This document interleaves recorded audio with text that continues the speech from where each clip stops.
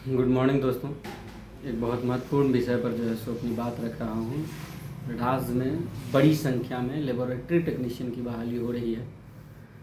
Medical college से लेकर के सदर अस्पताल, पीएचसी, सीएचसी, अनुमंडलीय अस्पताल और रेफरल अस्पतालों में लैब टेक्नीशियन की पोस्टिंग होगी और बड़ी संख्या में 2969 पोस्ट है। अपने आप में यह आज तक के इतिहास में बिहार में बड़ी संख्या में बहाली हो रही है लैब टेक्नीशियन की। इससे पहले कभी इतनी बड़ी बहाली नहीं हुई है।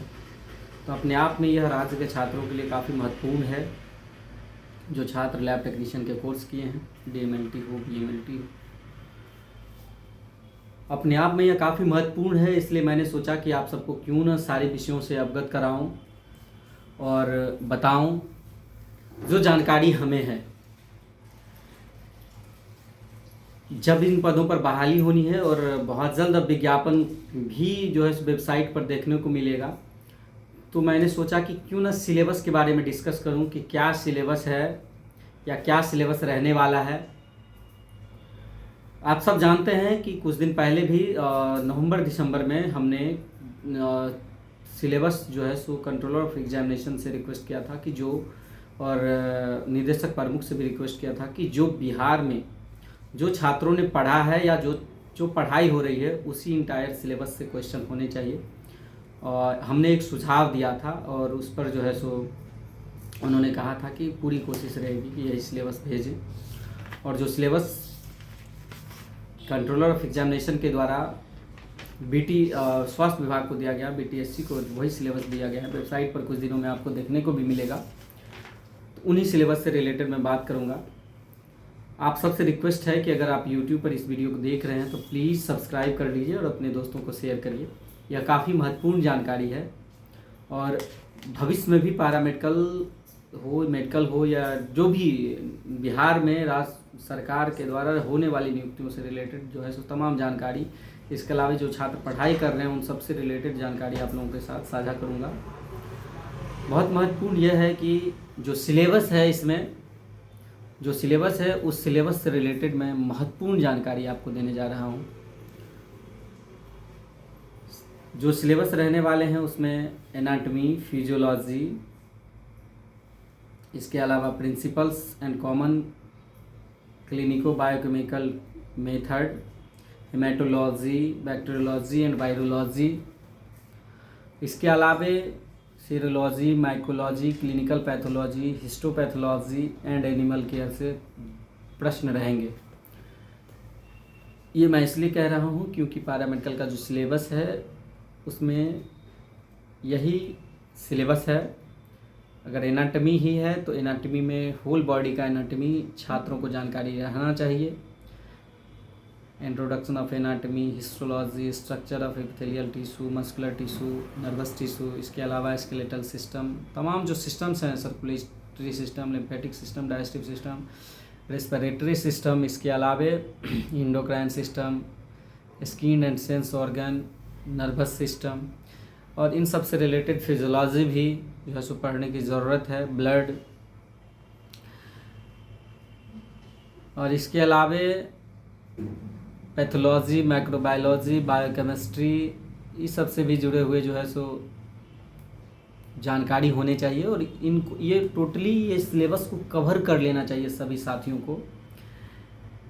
माइक्रोबायोलॉजी में जो माइक्रोबियल वर्ल्ड है, पूरा संसार है, इसके अलावा structure of microbes, morphological variation of and classification, physiology and growth requirements, principle of anaerobics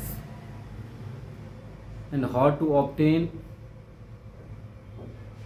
anaerobiosis, sterilization principles and different method adopted, laboratory diagnosis of तमाम डिजीज़ जो है, जैसे डायरिया हो गया, लेबोरेटरी डायग्नोसिस ऑफ ट्यूबरकुलोसिस हो गया, laboratory diagnosis of typhoid हो गया, बैसिलरी डिसेंट्री हो गया, लेबोरेटरी डायग्नोसिस ऑफ सेप्टिसेमिया हो गया, मेथड्स ऑफ